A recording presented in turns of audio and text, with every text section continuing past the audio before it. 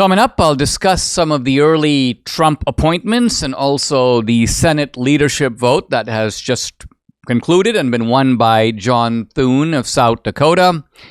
I'll explore where the missing votes from 2020 went, arguing that despite some new vote totals, the problem remains. And Rachel Alexander, she's a reporter with the Arizona Sun-Times, joins me. We're going to talk about what really happened in the Senate race between Kari and Ruben Gallego. Hey, if you're watching on YouTube or Rumble, listening on Apple, Google, or Spotify, please subscribe to my channel. This is the Dinesh D'Souza podcast.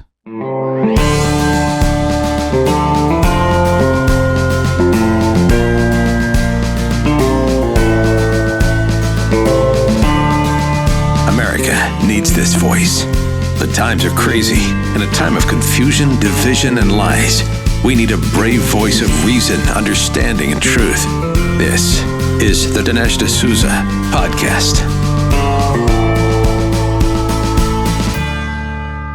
I'm still in my euphoric, blissful mood following the election.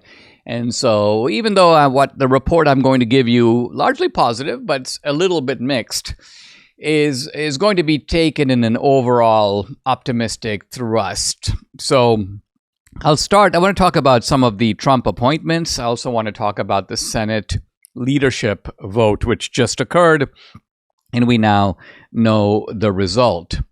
Let me start with the Trump appointments. And by and large, these appointments have been just great. And I'll name just a few. You can follow the rest of them on social media. But of course, Pete Hegseth.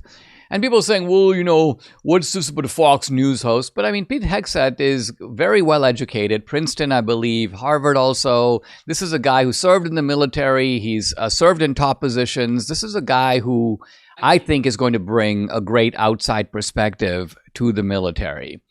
And then you have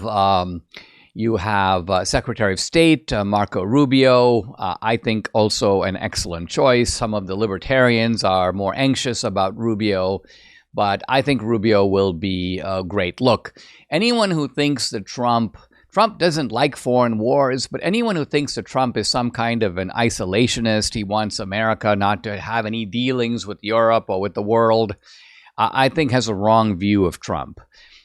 Trump's view is not isolationist, it's transactional. It is that, hey, I can, get Putin on the phone. I can argue with him. I can threaten him if I need to. And I can defend American interests in that way.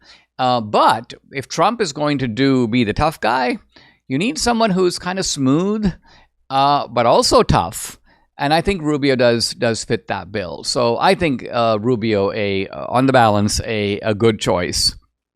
I'm a little puzzled about Kristi Noem at Homeland Security, mainly because I'm like, it's not a match I would have kind of put together in general. But hey, she is somebody who is a governor. She knows how to run things, and some people go, well, she did shoot the dog, Dinesh. And I'm like, well, you know what? Maybe we need somebody who can shoot a dog. No, I'm just kidding. I'm just kidding. I kind of knew the W would be jumping in on me on that one. So you're saying, honey, I think you're saying that this is not a good way to prove your toughness. No. In any event, Kristi Noem, I think will be fine in that. A number of positions haven't been announced yet, and are still. I of course love the idea of Elon Musk and Vivek Ramaswamy heading up this government efficiency panel. It's a little tricky because there is no such cabinet agency. I'm assuming that what this is an independent commission that is being set up by the president to provide advice and also to do public expose of the abuses of government. That alone is an extremely valuable task, but it's then going to be up to Congress to make changes by passing laws that go, we are abolishing this, we're getting rid of that, we're getting rid of these programs. And of course, it provides a checklist to Trump. Look at the stuff that's being funded under the Department of Education. Cancel. Look at what's being funded under the Department of Health and Human Services. I just saw something that the government's been funding, basically, and we're talking about large amounts of money to fund the attempt to create a transgender monkey. That's only one example. There are, people like Rand Paul give you long lists of these examples. I just pick out this one because it's downright deranged. It just shows that you've got deranged people in the government. And this brings me to a broader point. There are people who say things like, a lot of people on the left are like, I can't believe the quality of these appointments. Nobody in the Defense Department has expected somebody like Pete Hegseth. Well, let's put it this way. We've been operating under what can be called a kakistocracy. If you don't know that term, look it up. Kakistocracy, government of the worst. These people are the worst. And so there's nothing they can say to us that's going to be convincing to us. In fact, there's nothing they can say to the American people. They can say, take their worst, this guy's Hitler. And the American people go, well, let's see, there's you, the kakistocracy, and there's Hitler. Well, I guess we'll go with Hitler. In other words, the American people are so disgusted with these tyrannical freaks that they're like, we'll take anything else. These Mussolini, all right, well, let's give Mussolini a try. Mussolini isn't responsible for the disaster in Afghanistan. Mussolini didn't wreck our economy. Mussolini didn't spend $10 trillion a year. You did. Mussolini didn't open up the border. You did. So you have done all these things, and guess what? We are going to laugh at your opposition. We don't care. We have the votes. We really don't need to listen to you, and we don't plan to. I don't know if you saw that Schumer speech where Schumer's like, I think it's time for bipartisanship. Yeah, you think it's time for This is kind of like the guy, the boxer. He was before, at the weigh-in, he's like, I'm going to knock your teeth out. You're not going to come out of this alive. And then when he's lying flat on the canvas, he's like, how about some bipartisanship? Yeah, not the time for it. All right, a word about this Senate race, and I want to offer a word of optimism here. Look, I would have preferred, I think, Rick Scott to be the Senate majority leader, but if you could do the count, what you see really here is the Republican Senate is on the moderate side. Now, some people will say that's because senators have to run in big states, and they've got to win statewide, and it's not the same as, and there's some truth to this, right? If you're a congressman in Brandon's district, it's a conservative district, almost 2-1. So you've got a very right-wing constituency base. On the other hand, if you're running in one of these states like Ohio is a red state, 54, I guess, as Trump gets about 54% of the vote. But it's not red all the way through, and used to be considered, whoever wins Ohio wins the presidency. So Ohio has been close. So if you're a senator from Ohio, you can't just represent red Ohio. You've got to recognize that you're appealing to a lot of moderates and independents, and you have won their votes in winning the governorship. So this may be why the Senate is a bit this way. And this is probably the reason why, at the end of the day, you get somebody who is elected in John Thune of South Dakota, who is right of center. I mean, let's look at John Thune's record. His record is about 55% right of center compared to about 80% for Rick Scott. So this is not the man that we would ideally have preferred. But guess what? When there was a three-way race between Thune and John Cornyn of Texas, who's kind of the more moderate senator of Texas, and Rick Scott actually gets the fewest votes. He's knocked out of the running. So the contest then becomes between Cornyn and Thune. And I think Thune got 27, Cornyn got 24, something like that. And Thune prevails by a handful of votes. Now, this puts a lot of pressure on Thune, and there are going to be some MAGA people who are furious at the outcome. I think we should not throw a tantrum here. We should settle back. There's nothing wrong with holding Thune to account, and we've got to make sure, because I'm sure that with Thune is a little bit of a McConnell water carrier. He's been McConnell's man in the Senate. I'm sure McConnell is chortling a little bit. I got my guy in there after all. But Thune is going to be under a lot of pressure to deliver for Trump. And there's going to be, I think, hell to pay if he somehow tries to see himself as some kind of an opposition figure. I don't think he will. I don't think he will do that. In fact, I think in order to consolidate his position, what Thune is going to try to do is move right and appease the Trump MAGA faction of the Republican Party, which is the majority of the party.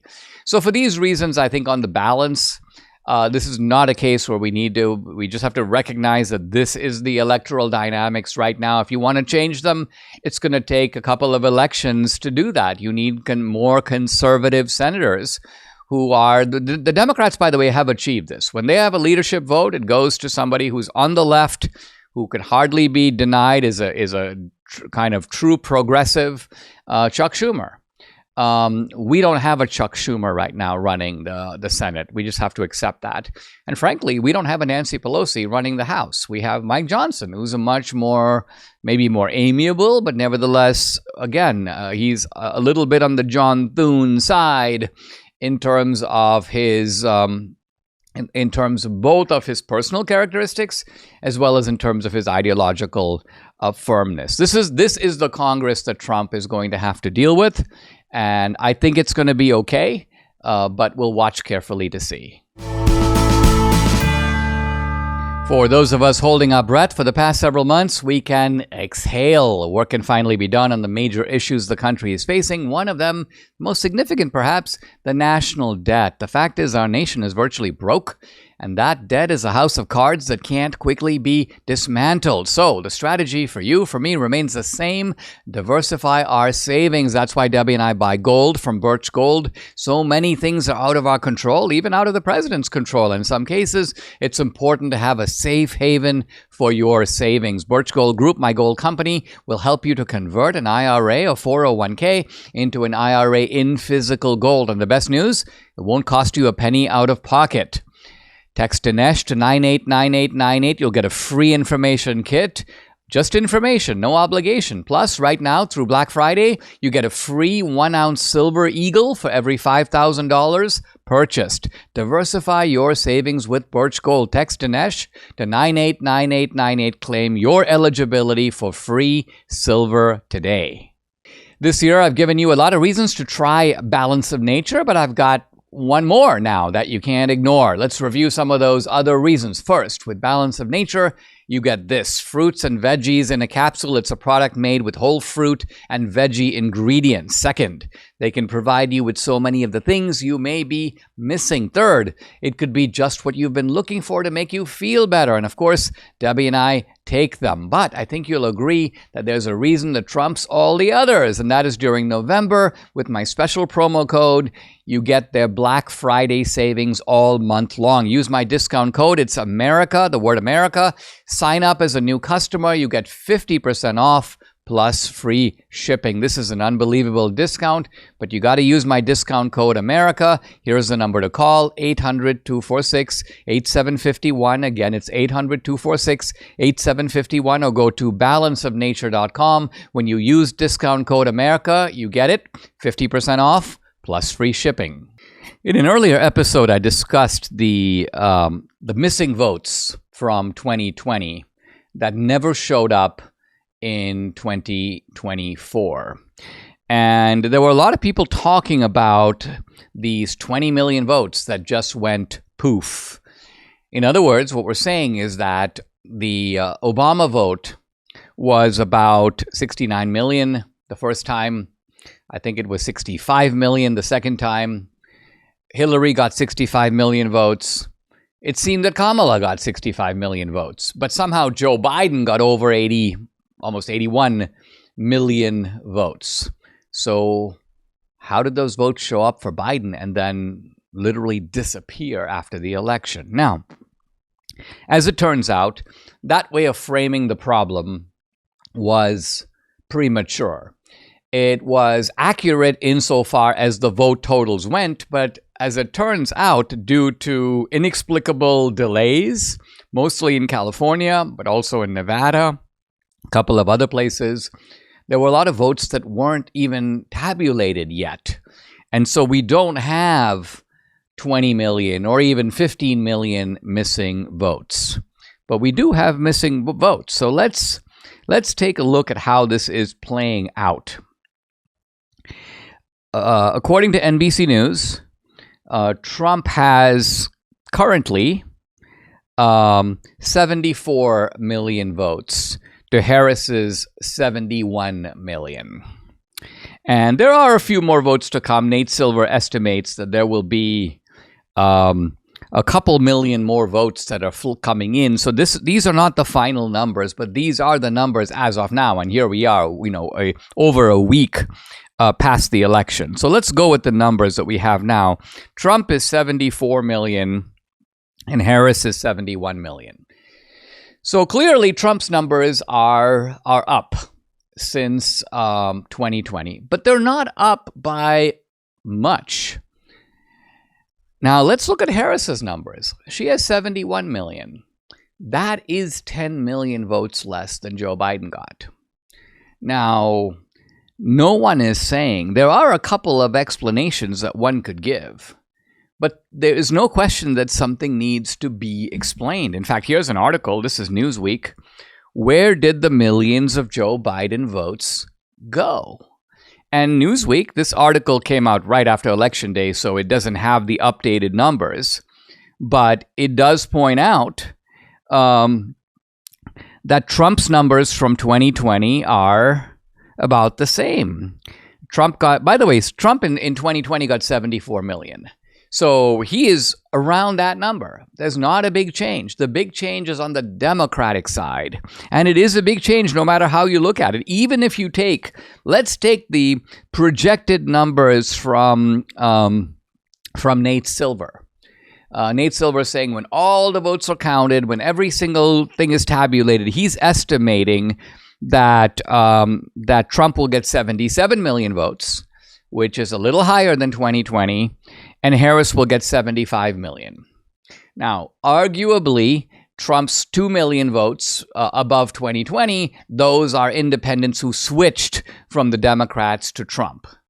But you notice if Harris got 75 million and Biden got over 81 million, that's still 6 million votes to account for. Even if you subtract the 2 million or so, the increase of the Trump vote, all right, that's still 4 million votes to account for. Where did those 4 million Democratic voters go?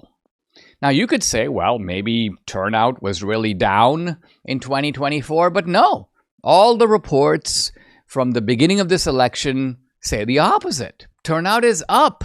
Turnout is up for the Democrats. Turnout is up for the Republicans. So the turnout explanation is the one explanation that appears to be canceled out by all the early reporting of increased turnout, that the lines are longer than ever, more people than ever are voting, both in person and also voting by absentee ballot. There are many more ways to vote than before, and people are taking advantage of it. Republicans are voting early when they never did that before. The point is more people are voting, period.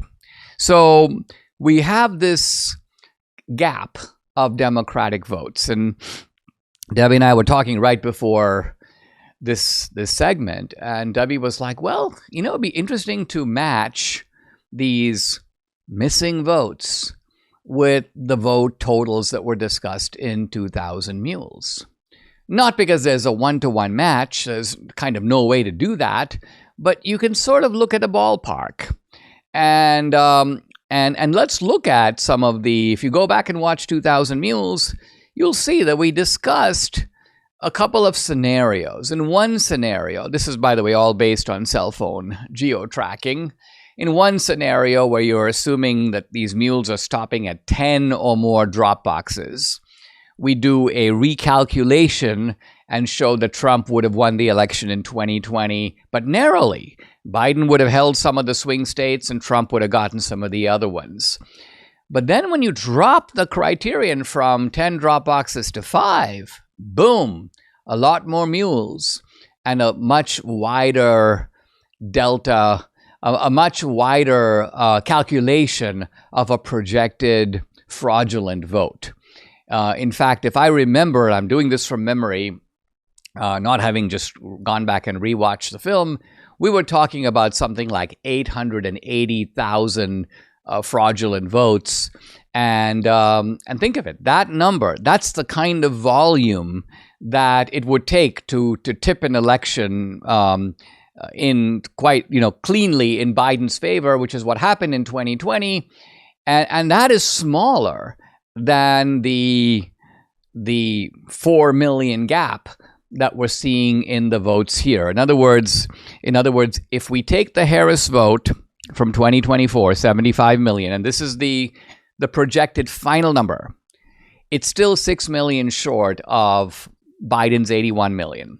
And even if we assume that 2 million of those Democratic votes went to Trump, thus boosting his total above his 2020 number, where's the other 4 million votes? You can't automatically say they're all fraudulent. There could be some other explanation. And all I'm saying is that fraud is a quite reasonable and likely possibility. So this is a way in which the numbers from 2024, even these revised numbers, taking into account the votes that hadn't come in yet, still leave open a question and make more sense. They tend to corroborate the idea that there was something different about the 2020 election. And I would submit that what was different about it is that they stole it. The story of MyPillow is a testament to faith and transformation. Mike Lindell, once battling addiction, found a new path when he embraced faith and began following Jesus. In gratitude, Mike is excited to share an exclusive offer with my viewers and listeners. Right now, the standard MyPillow is available for just $14.88. It's a savings that's too good to pass up. Hey, there's a limit of 10 per customer, so don't wait to take advantage of this amazing deal now with promo code Dinesh. Mike believes God gave him the idea for MyPillow in a dream, and it's designed with your comfort in mind. The pillow holds its shape. It adapts perfectly to your unique sleep position. It helps keep your neck aligned for the best night's sleep. And there are other deals too. Take home a 4-piece kitchen set, just $25. Enjoy the new mattress topper starting at just $99.99. Or pick up the luxurious MyPillow bed sheets starting at $49.98. Here's the number to call, 800-876-0227. Again, it's 800-876-0227. Or go to mypillow.com. Use promo code Dinesh to unlock huge discounts. Don't miss out. Order today. Are you feeling overwhelmed by the increasing cost of health insurance? Have you had enough of not having control over your healthcare dollars? Introducing ShareRight. It's healthcare done the right way. At ShareRight, you're not just a number, you're part of a caring community. Forget about paying excessive premiums. With ShareRight, you stand to save 30 to 50% compared to health insurance. Think about what you could do with all those savings. But it's more than just savings. ShareRight ensures you have access to the care you deserve precisely when you need it, from routine checkups to unexpected emergencies. With ShareRight, your healthcare is their top priority. Empower yourself today by taking control of your healthcare costs. Visit shareright.org/Dinesh to learn more. See how much you can save. Visit shareright.org/Dinesh. That's shareright.org/Dinesh for healthcare done the right way. Guys, I'm really delighted to have on the podcast Rachel Alexander. She's a reporter with the Arizona Sun-Times. She's also a weekly opinion contributor to Town Hall. She runs Intellectual Conservative, and the website is intellectualconservative.com. She was a corporate attorney. She was also an attorney with the Maricopa County Attorney Office, and she was a prosecutor. So she is both journalistically, but also with her legal background, well qualified to talk about what we want to talk about, namely what's going on with Kari Lake and the Senate race in Arizona. Rachel, welcome. Thank you for joining me. Let's start, if we can, by outlining the anomaly or the peculiarity of the numbers in the Senate race in Arizona, because this is a state that Trump won, and he won pretty decisively. And one would expect that by and large the Trump voters would have voted for Kari Lake.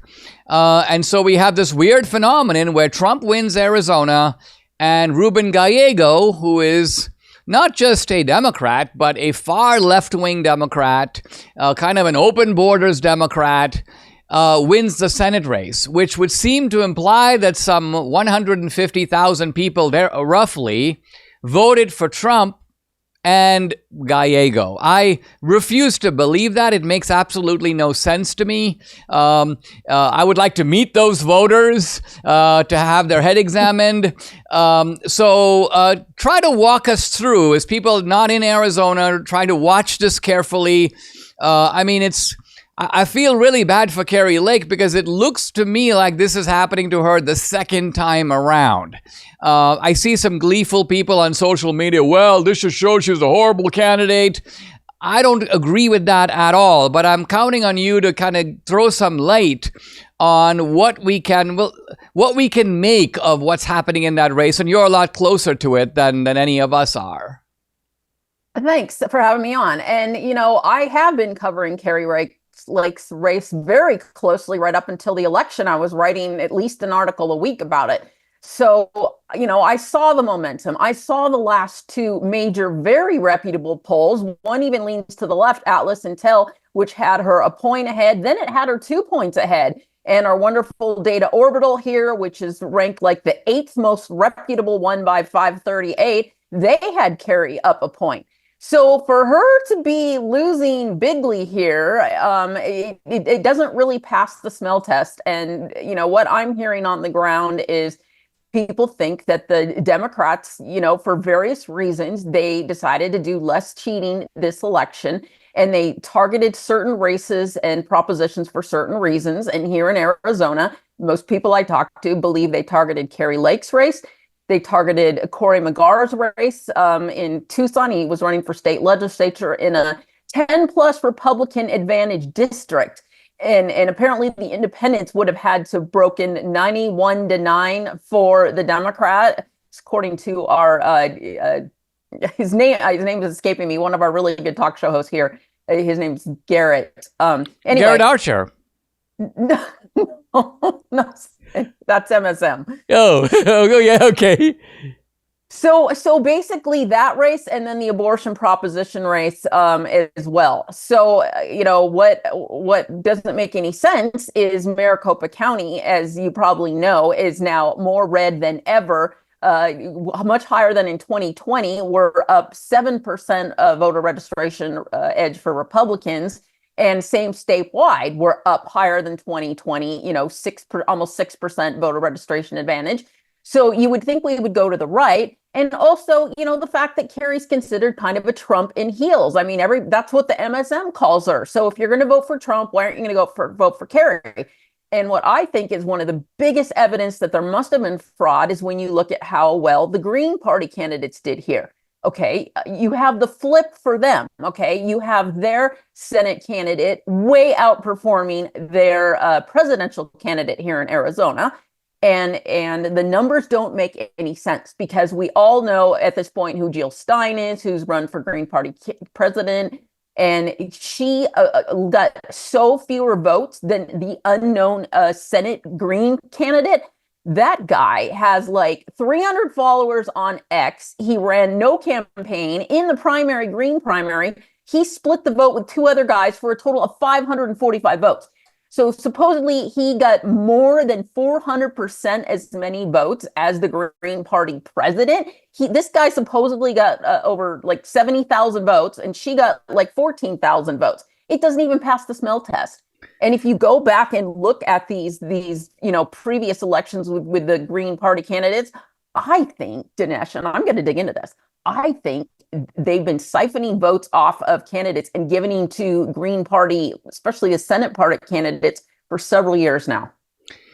Rachel, let me recapitulate what I think you said, because there are a lot of very important and provocative things that you said. One of them is that for some reason, you're saying the Democrats may have decided there are too many eyes on this election, and all the eyes are going to be on the presidential race.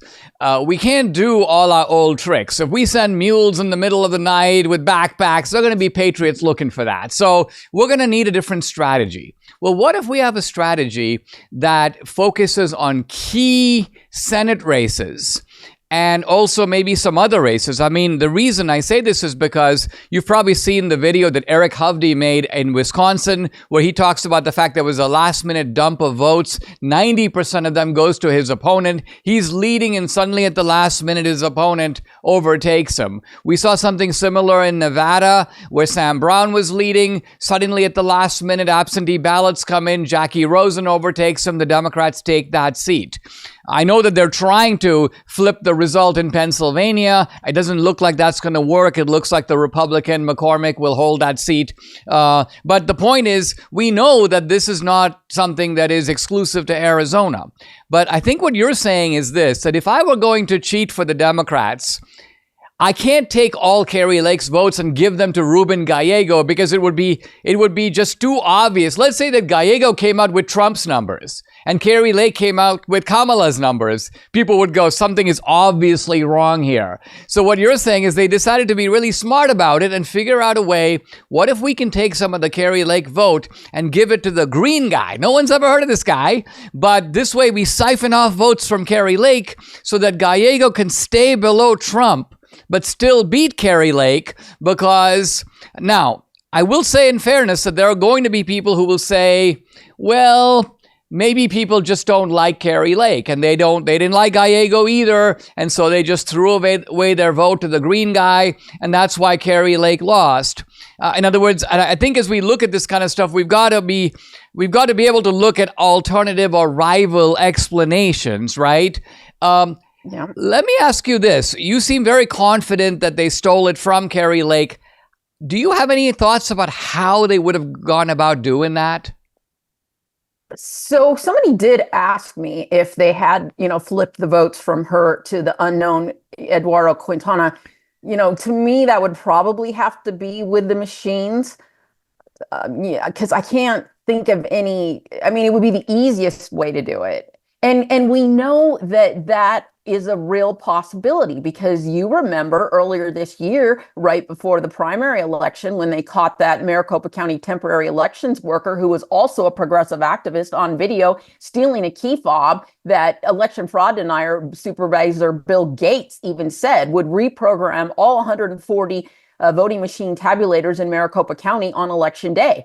So we know that this is the kind of thing they were planning to do. So why isn't it plausible? And I like to point out that with our abortion proposition, they were caught fraudulently cheating en masse, caught on video when they were trying to get voters to sign to get it on the ballot, and they were telling voters things like, "You can't even get abortion at all in Arizona anymore. You have to go to Mexico."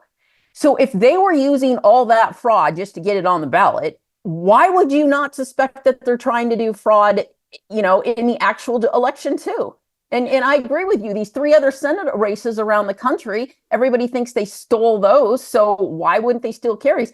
And you're right. People are saying, well, I didn't vote for Kari because I didn't like her. But does that add up to 140,000 people? I don't even think, and I've got a decent amount of followers on X. I don't even think I've heard one person tell me that they voted for Trump, but they voted for Gallego too. Yeah, that is really what boggles the mind. I mean, I remember from the summer, there was a hacker convention, and this was in fact reported in the mainstream media, where these hackers were like, here's an election machine, we'll show you how we can get inside of it, we'll show you how we can manipulate it. And so there were all these news reports. Hackers claim that they can get in these machines. But having said that, here it seems to me is a kind of a serious objection to that line of thinking, and that's this. Obviously, the machine is only counting ballots, right? The machine is only counting physical ballots. And so if it were the case that the machine is flipping the vote count, why doesn't Kari Lake simply insist upon a recount? In other words, you got the physical ballots. They haven't been thrown away. So you got the physical ballots. You got an abacus or an adding machine that goes, this many votes for Gallego, this many for Kari. So Kari should be like, all right, let's hand count the votes, and if they match the machine count, then it can't be the machines.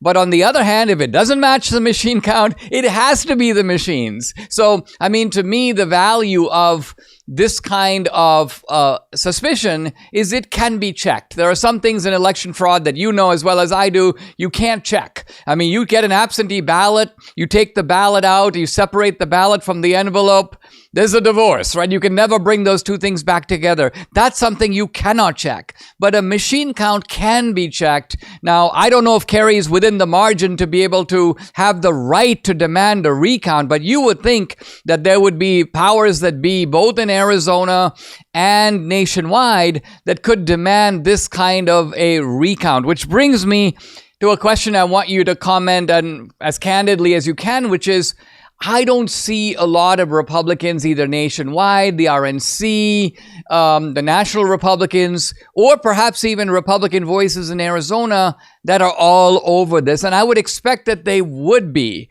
Is this just because of Republicans don't want to be election deniers? Is it because we came out okay on the presidential race, so we're going to take a few losses here and there and pretend not to notice? I mean, I hate this temperament in the Republican Party, but I know this is what we deal with very often. What are your thoughts about the fact that there is an outrage and demands that somebody get to the bottom of this? So what I think is going on there is, because people have come up with so many reasons why they think that the average voter doesn't like Kari Lake, that they are agreeing with that assessment. I had a high-level Republican person call me yesterday night, and that person kept me on the phone going over all the reasons they believe that Kari really lost the race. And, they went to everything from, Kari didn't go hit up the rural voters, Kari told Sheriff Lamb to run before she then jumped in the race herself. And, Kari made everybody angry and da-da-da-da-da. So I believe that's what's going on with a lot of these Republicans. They really believe that there was not fraud in this race. And I can see their argument. I can understand it. To understand some of the other argument, that there really was voter fraud. Looking back at the numbers, because I went and looked back at the Green Party numbers going back to like 2004, it looked like in the early 2010s is when I believe they started siphoning votes off of the mainstream candidates to these Green Party candidates. So you'd have to buy into all that probably too. And I think that's just a bit of a stretch for a lot of Republican Party officials to agree to. Do you think it's also, I would have added to those reasons that you gave also the one, because I saw, Meghan McCain like gloating over Kari Lake's loss. And one of the reasons that those of us who are not in Arizona might invoke is, well, is it the case that there was a very powerful McCain Republican establishment in the state?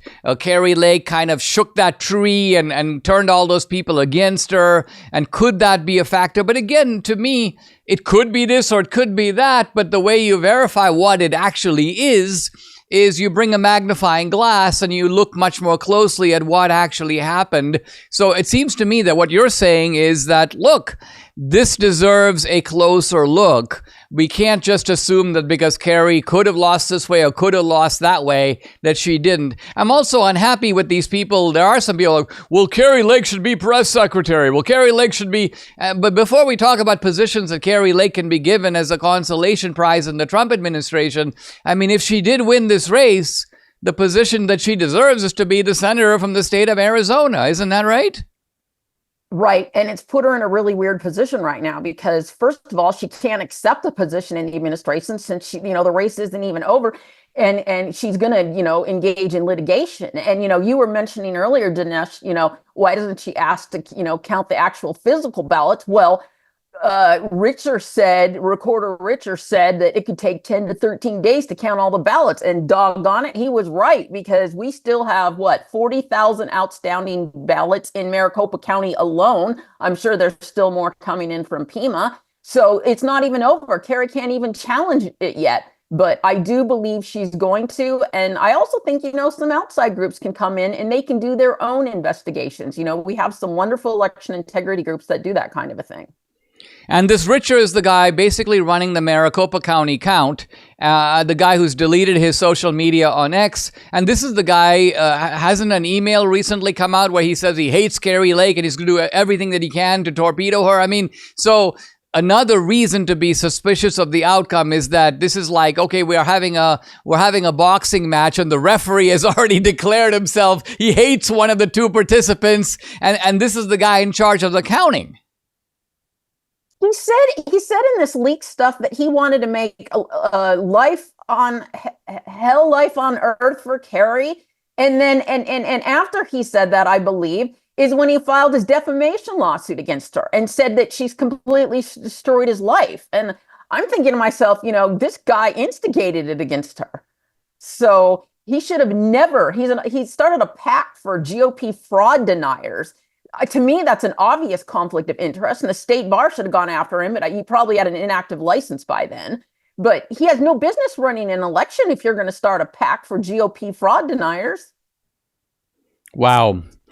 Guys, I've been talking to Rachel Alexander, reporter for the Arizona Sun-Times. Here's the website to go to, intellectualconservative.com. You can also follow her on X at Rach, RACH_IC. So at RACH_IC. Rachel, thank you very much for joining me. Love to have you back sometime. Thank you. Appreciate it, Dinesh. We're in chapter 1 of The Big Lie. Book is now out in paperback. You can get your own copy and available, of course, on Amazon, Barnes & Noble. It's kind of cool to be able to read along as you listen to my analyses, because I'm not covering the entire book. I'm just picking up sort of highlights. And we're here in a section of the introduction where I'm talking about the Hitler connection. And I say in this book, I will show what the left learned from the Nazis and also what the left taught the Nazis. I mean, it's kind of crazy, right? Because none of this is stuff that we have learned in school or in college or even in graduate school. And the reason for us not knowing this is going to be explored in this section. Turns out, I write, that the left provided the Nazis with some very important policy schemes that the Nazis then murderously implemented in Europe. What am I saying? The Nazis got murderous ideas from the left. I say Hitler, for instance, specifically said he intended to displace and exterminate the Russians, the Poles, and the Slavs in precisely the same way that Americans in the Jacksonian era, this is Andrew Jackson, the founder of the Democratic Party, had displaced and exterminated the native Indians. So Hitler actually saw what the Democrats did to the Indians. He's like, I like that. I'm going to do that to the Russians and the Poles. Hitler was consciously modeling his actions on the Democrats of a generation prior.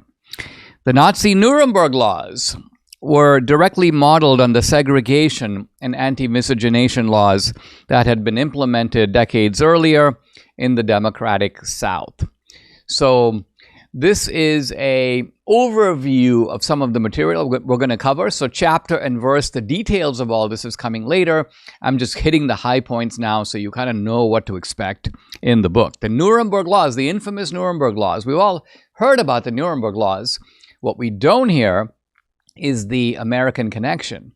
And the American connection is the Nazis, in framing these laws, had alongside them the Jim Crow laws of the democratic South. And they were consciously copying. In other words, they were crossing out the word black and writing in the word Jew. Again, I want to emphasize that these are historical facts that I am plucking right out of the historical record. There is no historian that disputes these facts, but pretty much every living historian, at least in America, downplays them, ignores them, refuses to put them in a textbook. Why? Because they are so catastrophic for the left's narrative. And as a result, there's a great deal of camouflage and disguise around the facts that I am telling you now. Forced sterilization and euthanasia aimed at eliminating racial, quote, defectives and producing a, quote, superior Nordic race were two additional schemes the Nazis got from American progressives. Whoa. The Nazis had policies of sterilizing people against their will. This was Nazi eugenics. The Nazis are known for being champions of eugenics with a view to producing the superior race. What is not known is that the Nazis were developing their ideas by drawing on blueprints that had been supplied by American leftists and progressives. And I say this is not my view of the matter, it is the Nazi eugenicist view of the matter. In the early 20th century, eugenics and social Darwinism were far more prevalent in America than in Germany.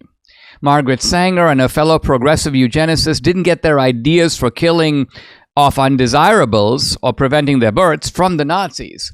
The Nazis got them from their American counterparts who dominated the field of international eugenics. So we're talking about international conferences on eugenics in which American speakers would say to the Germans, hey guys, listen, here's a way you can kill off some more people. And the Germans were like, great idea, let's implement that. The point being the Nazis are drawing on the work of American academics and American progressives. So there's a two-way traffic between Nazism and the American left. Yes, each side is getting ideas and learning from the other. I then go on to say that this is a story that deeply implicates the heroes of American progressivism. Woodrow Wilson, Franklin Roosevelt, and, yes, I have to add, John F. Kennedy. Woodrow Wilson was a veritable progenitor, precursor of American fascism. I call him a proto-fascist. He wasn't a fascist, but he was setting up a fascist strain within the Democratic Party. In addition, he was a racist who was almost single-handedly responsible for the revival of the Ku Klux Klan. Again, details to come, but this is the overview. The organization that, according to historian Robert Paxton, is the closest American precursor to a Nazi movement. As we will see, so here I am giving you, again, it's just kind of what you would do in a legal case when you make an opening statement. The prosecution will prove, the prosecution intends to show. So I'm not offering you documentation or proof here. I'm giving you what I intend to prove.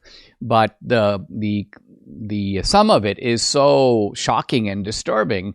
It gives you an entirely new picture of fascism and Nazism. As we will see, Franklin D. Roosevelt was an avid admirer of Mussolini. Wait, really? Yes, really. Who sought to import Italian fascist schemes to America. What I'm saying is I'm not saying that FDR wanted to bring some ideas from Europe and I'm describing them as fascist. No, I'm saying that FDR consciously sent his brain trust, members of his intelligentsia, to fascist Rome, to Italy, to study Mussolini's fascist blueprints and bring them back to America. He liked them. He was in favor of them. There were close ties between FDR and Mussolini in a manner I will describe later. FDR also collaborated with the worst racist elements in America, working with them to block anti-lynching laws and exclude blacks from New Deal programs. He also named a former Ku Klux Klansman to the Supreme Court. You know, it's funny because many of us have older guys in America, people who go back to the World War II generation. Oh, I really like FDR. But most of those people have no idea that this is who FDR was. Maybe there was also a genial side to FDR, kind of a populist side that people like. There has to have been because the guy won election 4 times.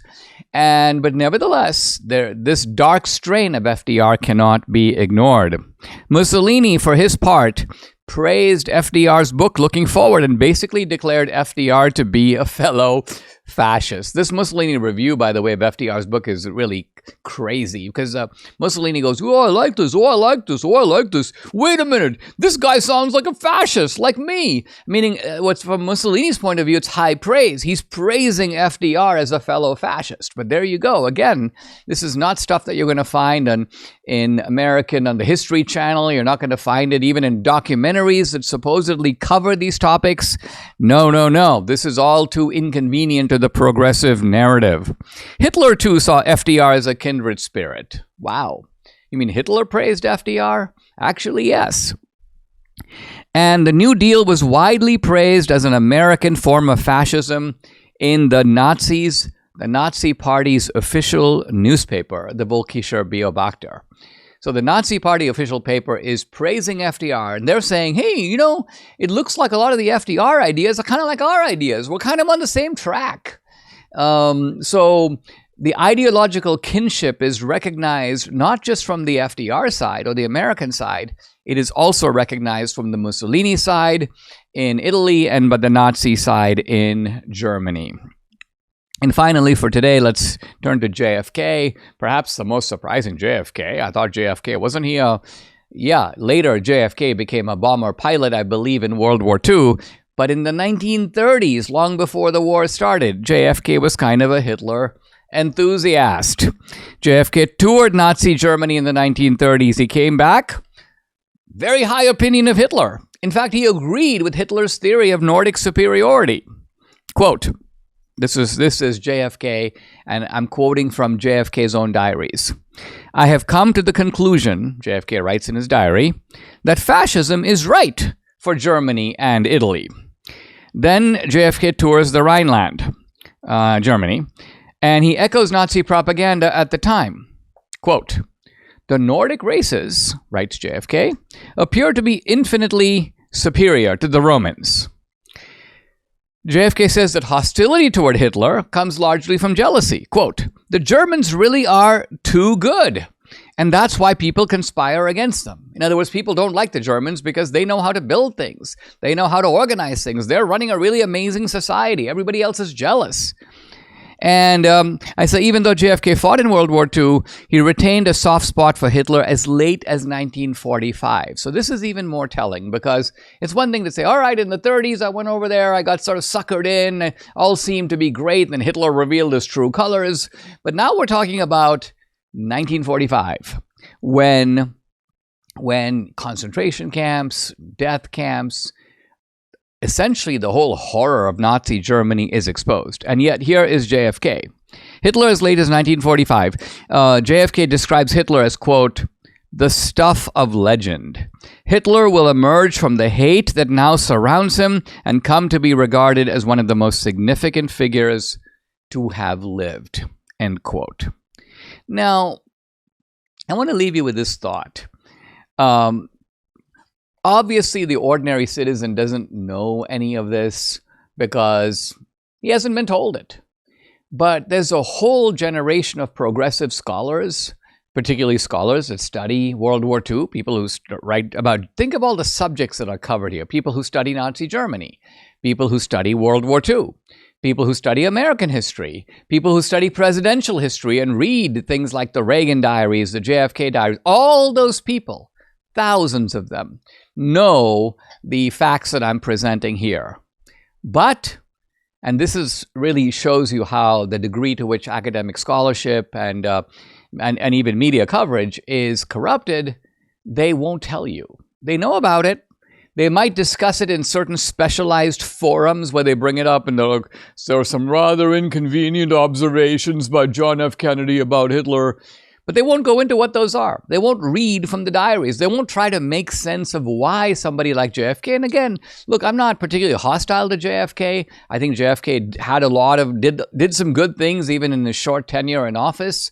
He was by and large an anti-communist. He was by and large a tax cutter. He was certainly a patriot, but he also did have a soft spot for Hitler, and there you go. And that's a fact. So that's what this book is about. It's about the disinfectant of facts being presented in a very straightforward way.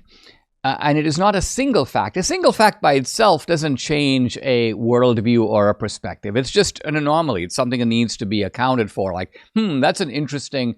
So if it was just JFK, if it was just a single diary, you'd be like, okay, JFK may have been, he was just... this is just a very anomalous and odd, eccentric aspect of JFK.